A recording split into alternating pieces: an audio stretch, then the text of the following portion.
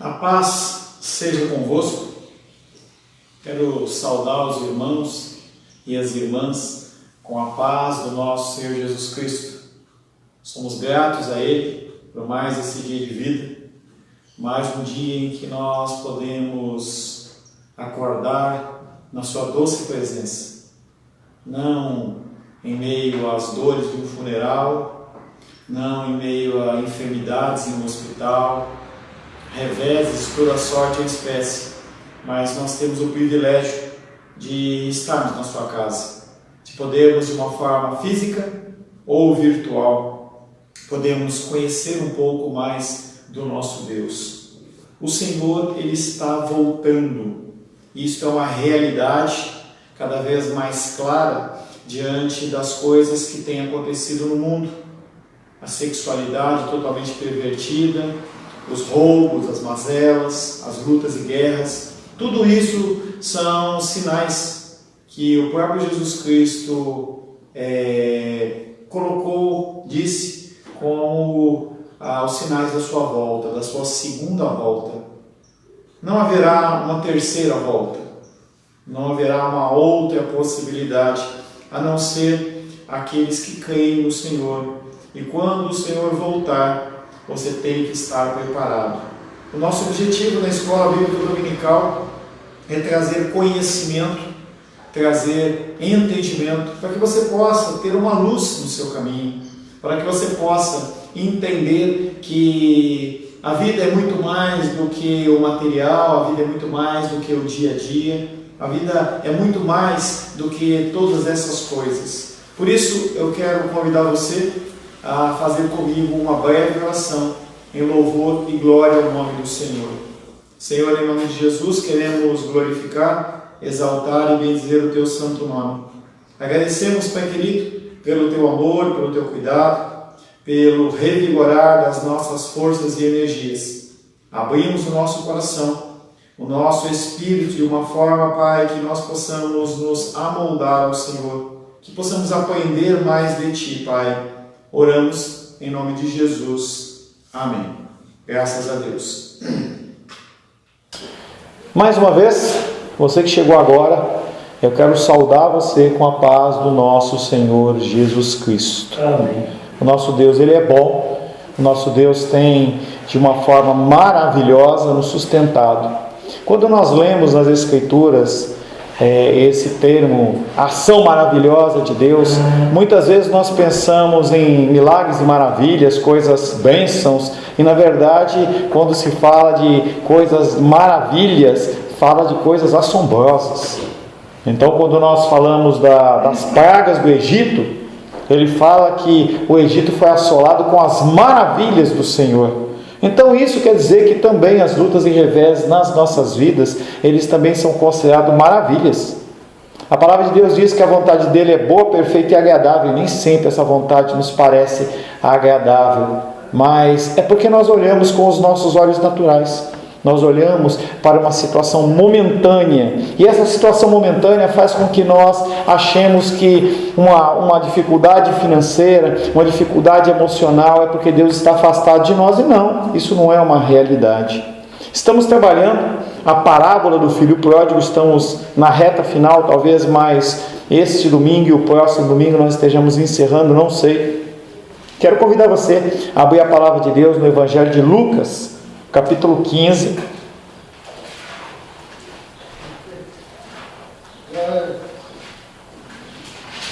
Lucas, capítulo 15.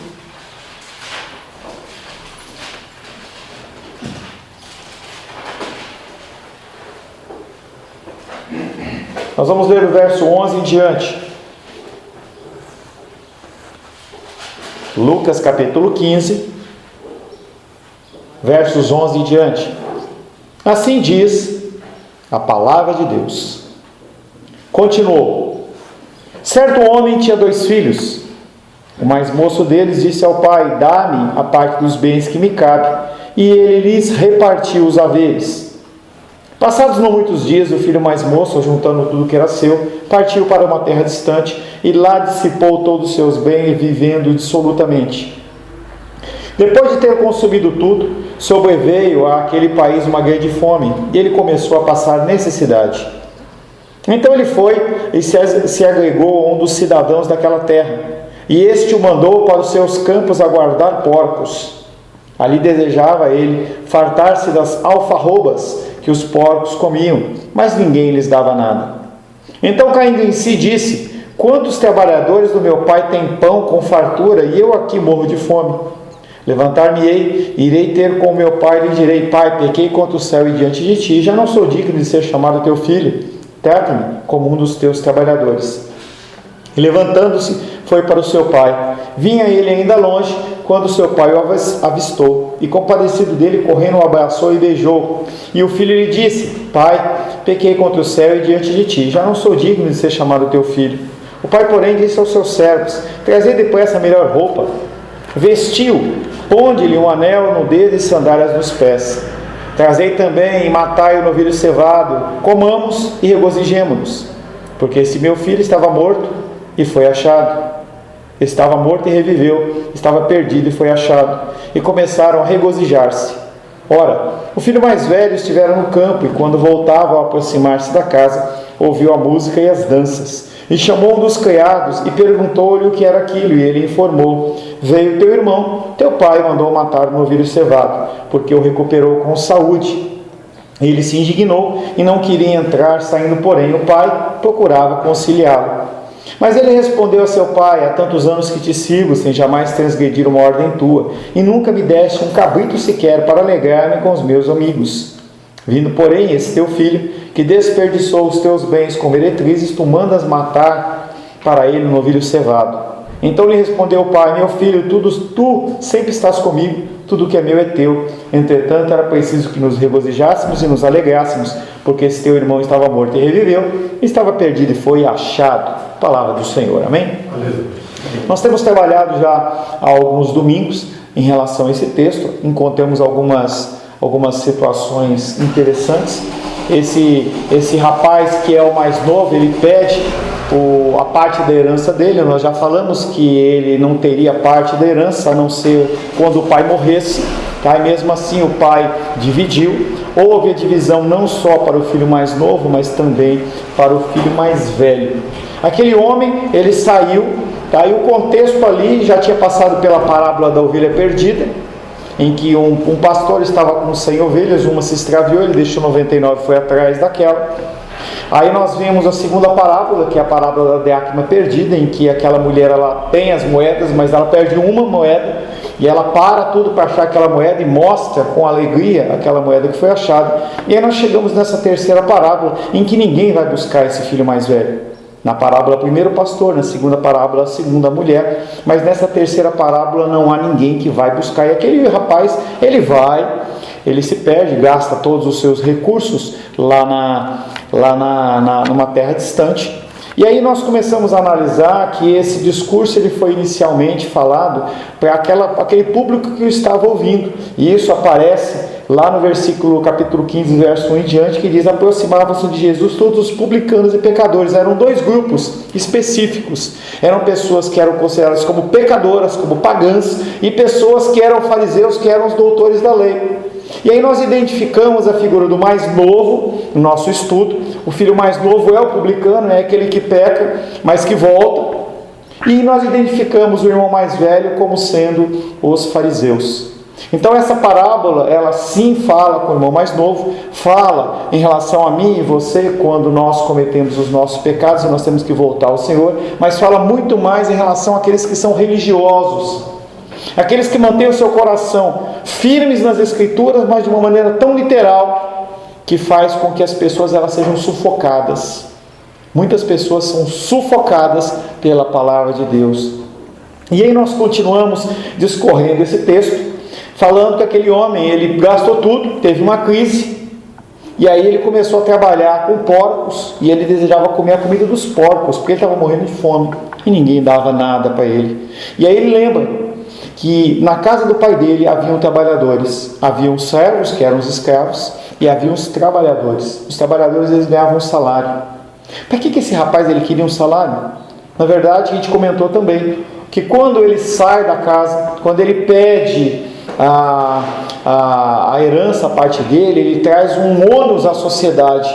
Então havia uma multa, digamos assim, para ele poder voltar a congregar naquela comunidade. Então para isso ele iria precisar de dinheiro, por isso que ele queria ser trabalhador. Então a ideia dele de se voltar como trabalhador era ele poder quitar a dívida dele. Mas quando ele chega, o pai já corre, ele tenta ali se justificar, e o pai não deixa nem ele falar sobre trabalhador nem nada, e já pega e coloca a melhor roupa, e a melhor roupa era do pai, coloca o anel, que é o sinal de autoridade, ou seja, ele, naquele momento ele coloca o filho com direitos novamente de herança, e coloca sandálias nos pés, e a situação dele era tão paupérrima, que ele não tinha nem calçado, ele andava descalço. E aí nós gastamos mais tempo nessa condição do filho mais velho, que volta do campo, e que ele não é uma pessoa que é a correta, porque ele está fazendo aquilo apenas para ser aceito. Então aquele homem, que é o mais velho, ele começa a exigir do pai uma remuneração em relação a tudo que ele fez de bom. Então a posição dele é uma posição séria, uma posição muito grave, tão quanto o do jovem mais novo. Porque ele, religiosamente, ele acha que ele pode comprar o seu acesso, ele pode comprar a sua aprovação. E aí a comparação que nós fizemos foi nós em relação a Deus, nós com a nossa religiosidade, nós queremos coisas de Deus. E quando Deus não nos dá, nós perguntamos: poxa Deus, mas eu estou na tua casa, eu dou o dízimo, eu busco o Senhor, e mesmo assim o Senhor está permitindo essa doença, essa enfermidade, esse problema. É exatamente a posição do irmão mais velho. Nós achamos que nós temos direitos, e nós não temos direito a nada. Hoje eu vi uma breve citação na internet de uma música que as pessoas falam, né, citando que as pessoas são ouro puro, fino de Ofir, né, e as pessoas amam, né, ser comparada com ouro puro, fino de Ofir. E o pastor falou assim: lembre-se que você na verdade é um pecador miserável. Jesus fala, a palavra de Deus diz que nós somos o vermezinho de Jacó, nós não somos nada. Sem a graça de Deus nós não somos nada. E na aula passada nós começamos a tratar do último tema, que fala sobre o banquete do pai, que é referência dentro da parábola do filho pródigo, aquele banquete que foi feito porque o filho foi achado. E aí, fazendo uma breve revisão em relação a isso, nós falamos assim: se acreditarmos no Evangelho de verdade, porque há uma forma de você acreditar superficialmente, se nós acreditarmos no Evangelho de verdade, na obra de Jesus, recebermos uma nova identidade, um novo relacionamento de Deus, será que não vai continuar a mesma coisa na nossa vida? Será que se nós conhecêssemos, nós acreditássemos em Deus verdadeiramente, nas mensagens a respeito do pecado, a respeito da graça, a respeito da esperança, será que nós seríamos como nós somos? E esse questionamento é um questionamento muito duro, porque se nós analisamos a nossa própria vida, nós observamos que nós não somos aquilo que nós professamos. Nós, quando as dificuldades vêm, nós simplesmente queremos abandonar tudo. Nós olhamos para Deus, e apesar de não apontarmos o dedo para Ele, o nosso coração aponta, questionando Deus a respeito de tudo que nós estamos passando. Haverá uma segunda vinda de Cristo. E essa segunda vinda, como o fim da parábola do filho pródigo, vai acabar num banquete. Jesus, ele fala da salvação como um banquete. Ele, além de mostrar a condição do banquete, também nos deu uma ordenança, que uma vez por semana, uma vez por mês, tem algumas igrejas que fazem uma vez por ano, Santa Ceia do Senhor. É alimento, é simbologia sim, mas é alimento. Ele está falando sobre esse banquete. Mas por que Deus, através de Jesus, fala dessa maneira? Por que ele não cita de outra forma? Porque o banquete é comunhão. Quando você senta para se alimentar, você tem um tempo de comunhão. Sábado, sexta, me perdi um pouco, foi sexta. Tive o prazer do irmão André estar passando lá em casa, lá. E aí a gente fez um lanche, comemos junto, que alegria. Coisa simples, mas nós podemos ali ter comunhão, alimentação e comunhão. E nós começamos a falar também que a salvação, ela não é só legal. Sim, ela é legal. Jesus Cristo, Ele morreu na cruz do Calvário. Ele ressuscitou. E através do sangue derramado na cruz do Calvário, eu e você temos vida e vida em abundância. Perante o Pai, isso é um documento legal. Quem tentará acusação contra os filhos de Deus? É Ele quem os justifica. Ele apresenta um documento e fala assim: está pago. Mas a salvação é muito mais do que isso. E nós começamos a falar do primeiro tópico desse banquete, falando sobre a salvação como algo experimental. Nós temos que sentir. Nós temos que conseguir olhar para a natureza. Volto a dizer, Menise, estou com saudade das suas fotos de céu, que você postava sempre. E aí a Menise, ela tirava as fotos e colocava no Facebook. Olha que céu lindo. Nós temos que voltar a olhar para o céu, olhar para as plantas, olhar para os animais como algo criativo de Deus, e nós podemos ver a glória dele. Nós temos que, com os nossos ouvidos, poder ouvir os louvores e nos emocionarmos. Nós podemos ouvir o canto dos pássaros e reputar como algo, como um canto de adoração ao Senhor. O nosso olfato em relação às coisas que o Senhor proporciona, o nosso tato. Nós falamos que essa salvação, além de legal, ela também é experimental. Nós temos que como é um banquete, nós temos que apreciar com todos os nossos sentidos. Quando você está num jantar, você não simplesmente vai lá, sente choque, não. Você sente o cheiro, você olha a comida, se ela está bonita, entendeu? Se é uma coisa para comer com a mão, você pega, você sente a crocância, é uma delícia. Em sua primeira demonstração, nós falamos que Jesus Cristo demonstrou seus poderes divinos, transformando água em vinho. Ele é o verdadeiro mestre, o rei, o dono do banquete. Ele é o mestre do banquete, o Senhor da festa. E nós falamos sobre esta condição, que Jesus Cristo, Ele é festeiro. E Ele nos convida, nós vimos em 1 Pedro, nós lemos na semana passada, o texto que nós estamos trabalhando à noite, em que Ele fala: prova e vê, experimenta que Deus Ele é bom. Eu falo algumas vezes para os irmãos, falo assim: você já viveu dentro do teu contexto da sua vida? Está dando certo? Se não está dando certo, dá uma chance para Deus. Vive, muda o comportamento, muda a forma de agir. Se você está com problema emocional, muda a sua forma de agir. Se está com problema financeiro, muda a sua forma de agir. Experimenta. Pastor, um dia desse eu estava lendo, um tempo atrás, estava lendo o 2 Samuel, o capítulo 18, que fala sobre a morte de Absalão. E assim, na hora, quando eu li, ficou isso no meu coração até hoje, comparando com o que a gente está assim, sobre a salvação, você vai entender. Nesse capítulo, tem uma parte que fala assim: Davi chora amargamente a morte de Absalão. E aí no final do capítulo 18, ele fala 3 vezes: meu filho Absalão, meu filho, meu filho. Então assim, quando eu li esse capítulo, eu fiquei pensando assim no sacrifício de Cristo, que esse sofrimento, eu coloquei Davi como se fosse o próprio Jesus e Absalão fôssemos nós. Então nós éramos inimigos de Deus. E aqui ele fala 3 vezes: meu filho Absalão, meu filho, 3 vezes ele fala. Então assim, me veio esse tipo de comparação assim que, o sofrimento dele. Então assim, a gente era como Absalão, éramos inimigos de Deus, e Deus teve esse sofrimento lá na cruz, Amém, boa comparação. Só acrescentando que Davi, ele não sofreu fisicamente como Jesus sofreu. Então teve o agravante disso, mas gostei da comparação, bem interessante.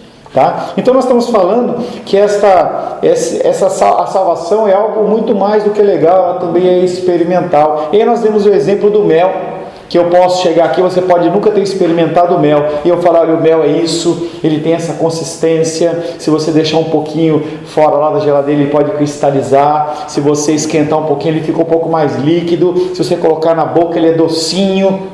Mas você vai ficar só com a experiência. Outra coisa é você pegar uma gotinha de mel, colocar numa colher e que delícia. A salvação é isso. É muito mais do que você apenas acreditar, mas é também você viver. Algumas pessoas têm uma propensão para ser ou totalmente racionais ou totalmente espirituais. E não é nenhuma coisa nem outra, é o balanço.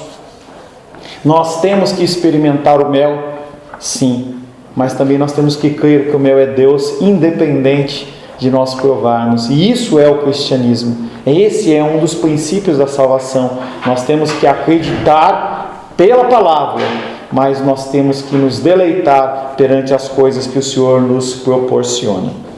O segundo tema dentro deste banquete, a primeira foi a salvação é experimental, e aí a segunda é a salvação, ela também é material. Às vezes as pessoas, elas, como por exemplo os franciscanos, com todo respeito, eles abrem mão dos seus bens, então eles não têm direito a nada, não podem viver nada. Já contei essa história algumas vezes, vou contar mais uma, que um pastor amigo meu, ele, antes de ser um pastor evangélico, ele era um frei franciscano, e quando ele chegou lá no seminário, o dono lá, o líder lá do seminário, falou assim: Frei André, o que você trouxe, Frei André? Ele falou assim: 3 caixas. Frei André é bom, Frei André é poucas coisas. Daqui a um ano você tem que ter 2 caixas. No final do primeiro ano, ele foi lá: quantas caixas, irmão André? E ele falou assim: 2 caixas. Ele falou assim: ano que vem 1 caixa. Depois, quantas caixas? 1 caixa. Nenhuma caixa. E aí a ideia do franciscano é: eu preciso me despojar do material, porque o material é mau. Tem uma cultura pagã que chama gnosticismo, que ele fala que nós temos que nos despojar do material. O material é ruim, o corpo nosso, ele é ruim. Isso não é o que as Escrituras dizem. A nossa salvação, ela também é material. Um versículo que sempre, quando eu estou numa dificuldade financeira, eu busco do Senhor é: pereceria sem dúvida se não cresse que veria os bens do Senhor na terra dos viventes. Nós temos que crer que a nossa vida aqui nessa terra também ela é material. Nós não temos que abrir mão daquilo que o Deus fez. Deus, ele poderia ter feito um mundo preto e branco. Como que a pessoa poderia ver? Se você pegar uma pessoa que é cega de nascença, ela não consegue saber a diferença entre um verde, um amarelo ou um vermelho. Ela não consegue saber se um ambiente está claro ou está escuro, porque ela nunca teve essa experiência. E Deus poderia ter feito um mundo branco e preto, e nós nunca saberíamos. Ele poderia ter feito um mundo sem sabores, sem cheiros, sem efeitos, e nós não iríamos saber nunca. Quando nós falamos em banquete, fazer uma refeição é uma experiência física. Então, o irmão André estava comigo lá, e aí eu falei assim: vou fazer um lanche. Não adiantava colocar só um prato para ele. Eu falei: só, irmão, imagina que tem um pão aí, com um presunto, um queijo e tal. A refeição ela é uma experiência também física. Jesus deixou uma refeição, a ceia do Senhor, para que nos lembrássemos dele. O objetivo final da história também é uma refeição. O banquete com o Senhor. Haverá um banquete. A palavra de Deus fala de uma mesa posta com Jesus Cristo na cabeceira, aquela mesa longa. Nós não conseguimos imaginar como é que é isso, pensando a nível de humanidade. Apocalipse 19:7 fala sobre o banquete do Cordeiro. Diz assim: alegremos-nos, exultemos. Aí a gente tem que lembrar que alegrar é uma coisa, exultar é outra. Você se alegra com alguma coisa, e quando você recebe uma notícia muito boa, você exulta. Alegremos-nos e exultemos, e demos-lhe a glória. Não é minha glória, a salvação não é por minha conta. Demos-lhe a glória, porque são chegadas as bodas do Cordeiro, a refeição, o banquete, cuja esposa a si mesmo já se ataviou. Nós, como esposa de Cristo, nós vamos nos apresentar a Ele preparados. Os nossos corpos corruptíveis, eles vão ser transformados em corpos incorruptíveis, sem dor, sem problema, sem dificuldade, sem nada, porque nós vamos ser transformados. O Cristo ressuscitado comeu com seus discípulos quando os encontrou. Lá em Lucas capítulo 24, 42 e 43, Jesus tinha morrido, tinha ressuscitado. Os discípulos estavam meio perdidos. Pedro não sabia o que fazer, estava envergonhado. E ele vai pescar: vou pescar. Aí os outros olham para Pedro: então vamos também. Começaram a pescar e não pegaram nada. E por não pegarem nada, Eles voltam para a praia. Quando eles estão voltando para a praia, eles olham, tem um cara lá na areia, fazendo alguma coisa. A gente vê a fumacinha, ele está assando alguma coisa. Um olha para Pedro e fala: Pedro, é Jesus. Ele pula na água e para perante Jesus e fica ali assim meio ressabiado. Depois os outros vêm e ele oferece para eles o quê? Só o abraço, só o amor? Não. Oferece para eles peixe, pão, comida física. É um sinal de que para Jesus esse mundo material tem importância. Sim, as coisas materiais neste mundo têm importância. Tem importância. O livro de Gênesis nos conta que quando Deus fez este mundo, Ele olhou para a sua criação e falou assim: tudo que eu criei é bom. E o ser humano? Muito bom. O ser humano pecador? O ser humano que não tem amor para o próximo? O ser humano que é criado à imagem e semelhança de Deus, que vai ser restaurado. Muito bom. Ele amava e se importa com o mundo material. Apesar de Jesus Cristo não ter morrido pelos animais, pelos cachorros, pelos golfinhos, Ele criou os animais. E Ele quer que nós cuidemos, entendeu? Não que a gente tenha mais valor para eles, mas que nós tenhamos zelo, que nós cuidemos do nosso meio ambiente, que nós possamos ver um bichinho, a gente possa cuidar dele, que a gente possa cuidar da natureza. Tudo isso faz parte da criação, porque Deus se importa com o material que Ele criou.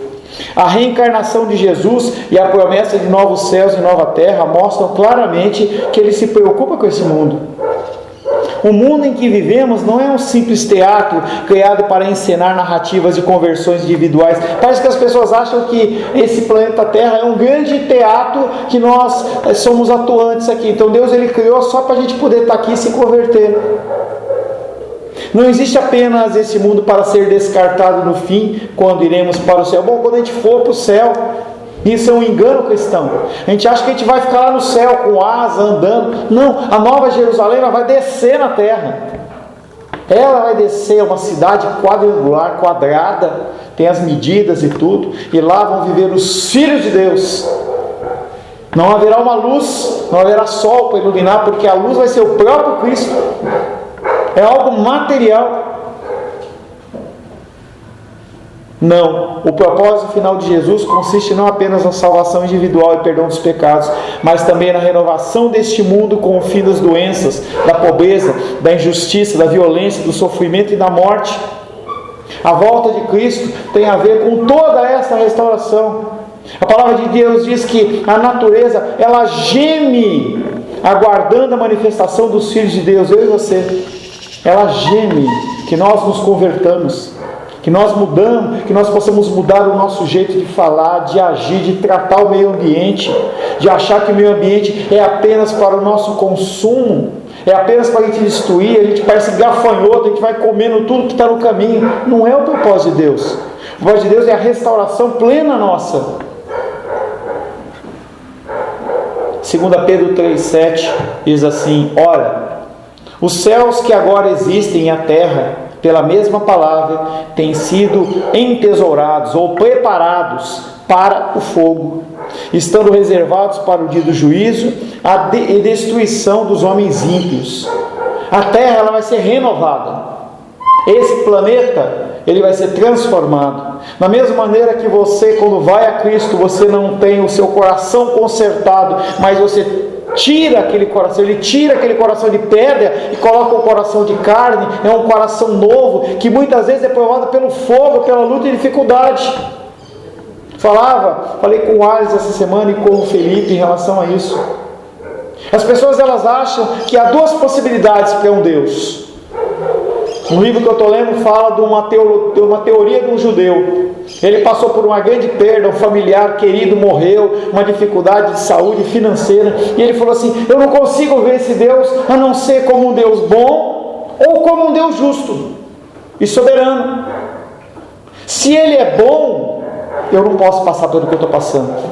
Então esse Deus ele está compadecido comigo, está lá.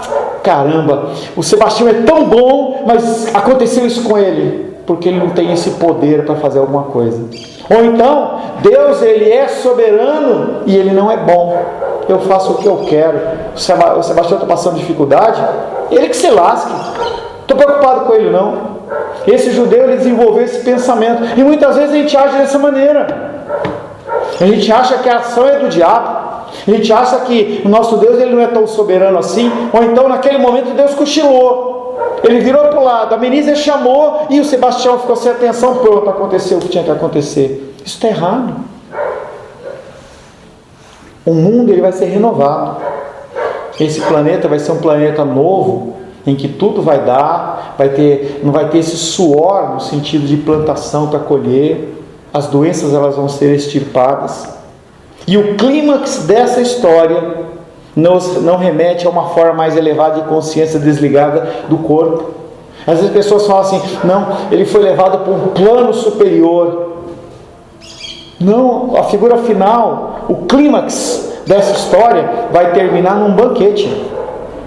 Algo material. Nós juntos. Eu vou saber que a Menísia é a Menísia. Eu vou saber que o Gabriel é o Gabriel, o Rafael é o Rafael. Eu vou conhecer. A gente vai olhar e falar assim, poxa pastor, é melhor do que o senhor falava, hein? Estamos aqui junto. Ô pastor, passa aquele frango para mim lá. Não sei como é que vai ser a comida, a nossa cabeça não consegue imaginar, mas ele fala que vai ser um banquete. Deus criou o mundo com todas as cores. Quando, isso talvez seja novo para os mais novos, mas quando o computador ele foi lançado, havia 16 cores no computador. Não lembra disso, Sebastião? 16 cores no Windows. Então havia o preto, o branco, era muito simples. Depois começou a ter 32 cores. Aí foi indo, agora tem milhões de cores. Agora nem se fala de número de cores, porque é exatamente isso. Você pode olhar para uma flor, uma planta como aquela que eu estou olhando lá fora, um coqueirinho lá, e eu posso ver vários tons de verde. Não é só um verde escuro, é um verde mais claro, verde isso. E você vai vendo a diversidade de sabores. Uma é mais azedo, mais amargo, e são vários sabores, e Deus criou isso de uma maneira maravilhosa. Nós temos as luzes de forma diferente, todas as formas de vida ligadas a sistemas independentes. A gente pode olhar para o leão e ver a majestade dele, a gente vê o elefante grandão, a gente vê a zebra pintada. São todos detalhes de um Deus que caprichou na criação. Então para ele isso tem importância. Nessa questão anterior que você falou, que as pessoas atribuem ao inimigo, né? Assim, eu não quero pegar nada fora do contexto não, mas esse trecho que eu vou citar aqui me faz lembrar o que eu vou dizer. Mas em Isaías 54, que fala, Deus falando que eu criei o ferreiro que assopra as brasas no fogo e que produz deixa eu voltar. Esse que eu criei o ferreiro que assopra as brasas no fogo e que produz a arma para o seu devido fim. Também criei o assolador para destruir. Então, assim, eu acredito que, assim, o diabo ele não move um palito se Deus não permitir, né? Então, assim, ele cumpre as ordens de Deus. Perfeito. Seja para juízo, né, sobre os joio, e juízo até sobre o trigo. Né? Então, assim, todo executar de Deus, seja sobre o trigo, seja sobre o joio, o diabo ele só executa as ordens de Deus. Ele não pode mover um palito se Deus não mandar ou permitir. Como Jesus diz, Menísia, falou lá nos evangelhos, veja que você está bem perto do reino de Deus. É exatamente isso. As pessoas elas pensam que a ação é do diabo. E aí eu só vou acrescentar uma coisa, uma palavra que você não falou, mas que você na sua explicação você disse. O diabo só faz aquilo que Deus permite ou que ele ordena. Porque o diabo ele é instrumento de Deus tanto numa condição como na outra. Ele pode permitir a ação e ele também pode ordenar. Tem uma palavra, se não me engano, aqui em Miqueias, que as pessoas nem falam, né? Só porque é complicado, né? Tá lá Deus, o rei lá, os reis lá discutindo, assim, que espírito enganador que eu vou mandar. E alguém vem na presença de Deus e fala assim, eu vou. Um anjo de Deus vai lá para o engano. Quando a gente lê alguns textos bíblicos com um pouco mais de cuidado, a gente vai ver que a permissão ou a comissão, que é a ordenança, vem de Deus. E as pessoas elas acham que é o diabo.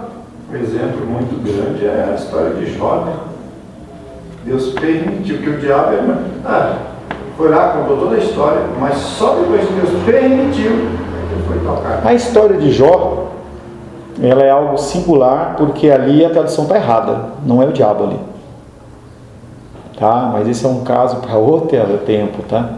A tradução da palavra ali não é Satã de Satanás, é Ra-Satã, que é o acusador, e aquele ali não é a figura de Satanás, entendeu? Em especial porque não dá para imaginar Deus na sua glória e o diabo indo lá. Ele foi expulso. Como é que ele foi lá? Entendeu? Até porque a glória de Deus ia fulminar ele. Se Deus diz que sem santidade ninguém verá Deus, como é que Satanás foi na presença de Deus, se ele é o oposto do contexto de santidade? Mas isso é um outro assunto, é uma outra história, tá? Então o clímax dessa história, ele acaba num banquete. O nosso mundo, que no início foi criado de uma maneira boa, linda e maravilhosa, agora ele está desfigurado, manchado, quebrado. Sabe quando você acorda com o cabelo arrepiado, que ainda não penteou o cabelo? É o nosso mundo, entendeu? O nosso mundo está desse jeito, manchado, quebrado, mas Deus vai consertar. Ele vai consertar no dia do momento dele. Então, enquanto isso, nós vamos tendo dificuldade híbrida de água, a luz sobe, porque não tem água, você vê alguns reservatórios. O mundo está em caos. Nós estamos andando cada vez mais para o caos. Enquanto nós vivemos numa sociedade ocidental em que não há problema de alimentação, não há problema de água, a gente vai tocando barco. Mas quando começar a faltar alimento, começar a faltar água, aí a coisa pega. O ser humano ele deixa de ser racional para ser um animal. E uma coisa que nós temos que corrigir: o ser humano não é animal. Eu falei como um animal. Dentro da biologia fala o homem é um animal racional. Não, nós somos animais. Porque nós somos criados à imagem e semelhança de Deus. Ele criou os céus, o cosmos. Ele criou os planetas, as estrelas. Ele criou as vegetações. Ele criou os animais. E depois ele criou o homem, a sua imagem e semelhança. Tem uma vírgula na história aí. Não é emendou e saiu criando tudo, não. Nós não somos animais racionais. Nós podemos ter, animais, podem ter uma biologia semelhante à nossa, mas não quer dizer que nós somos animais. Se o mundo material fosse apenas uma ilusão, como dizem os filósofos orientais, ou apenas uma cópia temporária do mundo real e ideal, a gente vê bastante isso aí nas séries da Marvel e tudo mais, um mundo alternativo e tudo mais. Tudo o que importaria seriam as questões ligadas à alma e espírito. No entanto, Jesus não foi salvo apenas em espírito. Jesus Cristo, Ele ressuscitou em corpo. Ele é a primícia dos mortos. Ele é o primogênito. E tudo o que aconteceu com Ele, acontece conosco. Em uma medida diferente, sim. Se vocês são meus discípulos, vocês tomam a cruz e caminham. Ou seja, você vai padecer luta e dificuldade. E da mesma maneira que Ele ressuscitou em carne, e nós vamos ressuscitar também em carne. Mas meu tio, meu avô, meu pai morreu faz 10 anos, 20 anos, 50 anos. Quando eu fui colocar a titia lá no túmulo lá, que ela tinha lá no Campo da Esperança, tinha o caixão da minha avó lá, a cesta, estava só osso. E como é que fica? Aí depois mistura os ossos, como é que fica? Deus sabe. Aí a gente vai lá para Ezequiel, a gente lembra aquela passagem, né? Em que os ossos, no meio daquele vale de ossos sequíssimos, tudo misturado. Não vai juntar o cotovelo do pastor Paulo com o joelho do Sebastião, não. Vai juntar certinho, entendeu? E aí vai montar. E agora? Profetiza. E a carne vai juntando, os nervos, os músculos. Ressuscitou, restaurou. Tudo no ministério de Jesus demonstrava isso. Jesus não pregou apenas a palavra, mas também curou os enfermos, alimentou os famintos e atendeu a necessidade dos pobres. Jesus não foi só para pregar a palavra. Ele não tinha curado o corpo. Ele ficava lá só falando. Você tem que aceitar, você tem que se arrepender. Não, mas ele curou enfermos. A mulher estava indo lá com o seu filho, a viúva, não tinha marido. Ele foi lá, se compadeceu, colocou a mão no caixão e a criança... Preocupação com o físico. Em Mateus capítulo 25, Jesus descreve o dia do julgamento. Muitos lá o estarão e chamarão de Senhor, Senhor, Senhor. Para alguns ele vai falar, amém. Mas Senhor, quando que eu alimentei alguém? Quando que eu cuidei do Senhor? Quando você cuidou de um dos pequeninos? Quando você alimentou as pessoas que estão com fome? Então a Menísia vem delicadamente, traz a ofertinha dela, aquela sacolinha de alimento.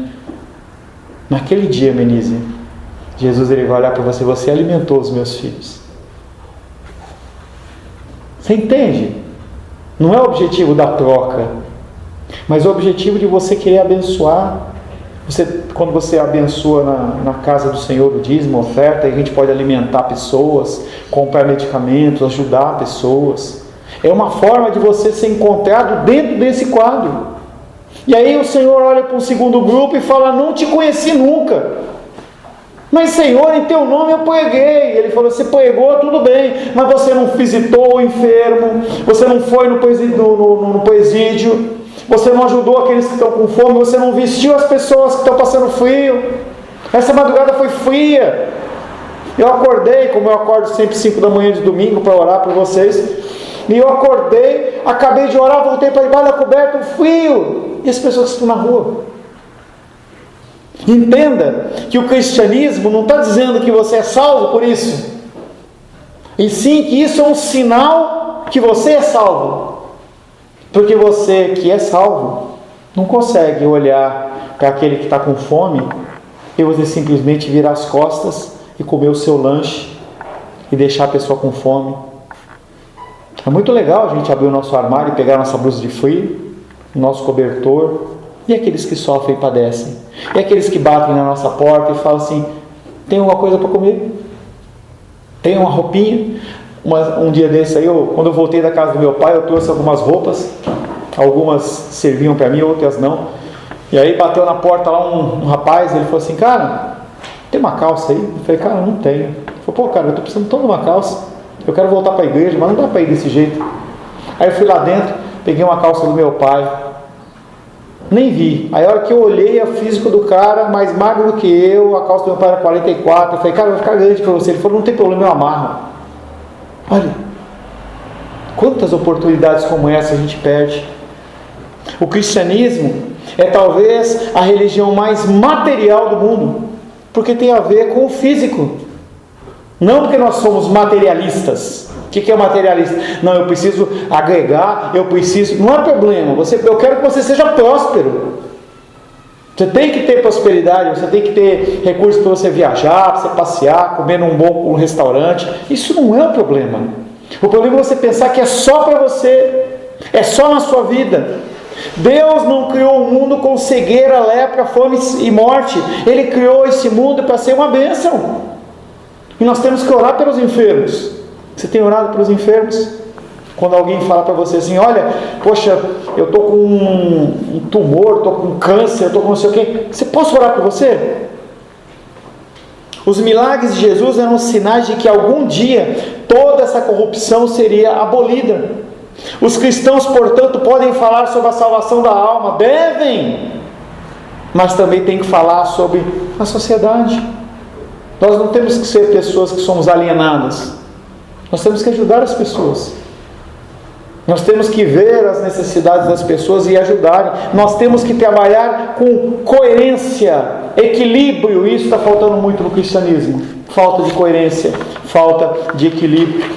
Jesus odeia o sofrimento, a injustiça, o mal e a morte, de tal forma que ele veio exatamente para eliminar isso. No mundo tereis aflições, mas tem de bom ânimo, porque eu venci o mundo, você também vence. Ao mesmo tempo que você está falando sobre o de fora, assim, eu não sei falar o pensamento da Madre de Calcutá, mas com as minhas palavras, no pensamento dela, que ela falando que as pessoas às vezes acham que a pobreza só está na questão financeira e tudo, Mas a pobreza também é a falta de cuidado, de amor, de carinho dentro do lar. Né? Não só, mas também. O pensamento dela certinho não sei, mas ela falando isso porque as pessoas associam a pobreza só essa questão da fome, né, essa questão física, mas que a pobreza também é a questão da falta de amor, de cuidado, de proteção, desse carinho, desse amor dentro da família, né, dentro das famílias, né, e semana passada você falou sobre isso, né, de como que você quer cuidar do próximo lá fora, se na sua família você não já começa a servir. Então o serviço, né, Deus já começa ali, né, como que a gente quer fazer lá fora da igreja, se na nossa família a gente já não ali, não, né, é meio incoerente, né? Por isso que eu falo que se você não tem dinheiro, dê amor. Ligue para as pessoas. Tem uma moça que ficou viúva agora, uma amiga nossa, e aí ela está passando dificuldades. Eu falei, Jenny, liga para ela. Você tem alguns caminhos aí para poder conseguir alguns auxílios do governo. Você liga para ela. Liga a cada 10 dias. Aí quando foi agora, essa semana, ela me ligou. Pastor, eu liguei para ela assim, essa demonstração de amor. O que custou? Uma ligação? Nada. Nós já pagamos o nosso plano de telefone, mas a gente tem que começar a pôr isso em prática. Primeiro em casa, depois para fora. Sabendo de tudo isso, os cristãos não podem permanecer impassíveis à relação à fome e às doenças e injustiça. Nós não podemos falar assim, não é comigo. Nós temos que nos envolver sim. Não é para você ficar participando de manifesto necessariamente, mas agir de alguma maneira. Nós podemos ajudar financeiramente, nós podemos orar, nós podemos ir, como a Menisa falou, o exemplo que eu dei. Tem muitas opções. Karl Marx, o autor do socialismo, e outros pensadores acusaram a religião ser o ópio das massas, a droga. Então a pessoa não tem nada, então eu vou ser cristão. Por muito tempo se achou que cristãos que congregavam eram pessoas que eram burras ou não tinham dinheiro. Então não era imaginável que um advogado participasse, ou que um médico participasse do culto. Não, isso aí é coisa de cara que não tem dinheiro. Então, como eu não tenho dinheiro, então eu vou para a igreja. Então os socialistas, eles olham para a religião como a grande droga das massas. Isso segundo eles, seria um sedativo que faz com que as pessoas sejam passivas em relação à injustiça. Então, você quando olha para o teu cristianismo desta forma, você fica passivo, você fica endurecido. Você fala assim, eu já estou salvo, estou nem aí com o resto. Nós não podemos imaginar desta forma, nós temos que pensar sempre no contexto de levar outras pessoas. Isso talvez possa ter dito de algumas religiões que ensinam seus adeptos que este mundo material não tem importância, é ilusório. O cristianismo, entretanto, ensina que Deus odeia o sofrimento e a opressão no mundo material, tanto que na armadura espiritual ele fala que nós temos que estar cingidos pela couraça da justiça. É você agir com as pessoas com forma digna.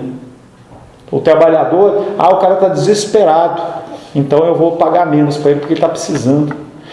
Comerciantes que vê o cara está precisando vender o carro. Poxa, meu filho está doente, eu preciso vender. Meu carro vale 30. Eu chego e falo assim, eu te dou 10, quer? Injustiça. Isso não é um bom negócio. Isso é injustiça. Você aproveita de uma situação do outro, entendeu? É uma coisa que até o André estava compartilhando comigo, uma dificuldade que ele teve lá. Ele se propôs para arrumar o carro do cara que teve acidente e o cara quis levar vantagem. Vai lá, não, eu quero é mais. Eu não quero só isso, eu quero é mais. Ato de injustiça. O cristianismo ensina que Deus odeia o sofrimento e a opressão do mundo material de tal forma que ele decidiu se envolver mandando Jesus Cristo. Quando compreendido de forma adequada, o cristianismo de modo algum funciona como um anestésico. Pelo contrário, é algo que nos motiva a agir. As pessoas, elas estão apáticas no mundo. Você, através do cristianismo verdadeiro, faz com que você desperte, que você acorde. A tua vida, ela não é centralizada apenas no seu umbigo, mas tem outras pessoas que vivem à sua volta. Nós vamos para o nosso intervalo agora. Quando nós voltarmos, nós falaremos uma terceira característica. A primeira, a salvação, ela é experimental, ela é material e também ela é individual. É cada um que vai ter que ser salvo. vai ter que buscar a sua própria salvação. Senhor, em nome de Jesus, agradecemos a Ti pelo Teu amor e a Tua graça, por esse primeiro período. Pedimos que o Senhor nos oriente, nos abençoe, nos conceda a graça. Não fuja, aguardo você no segundo período, daqui a 15 minutos, se Deus assim o permitir. Em nome de Jesus. Amém.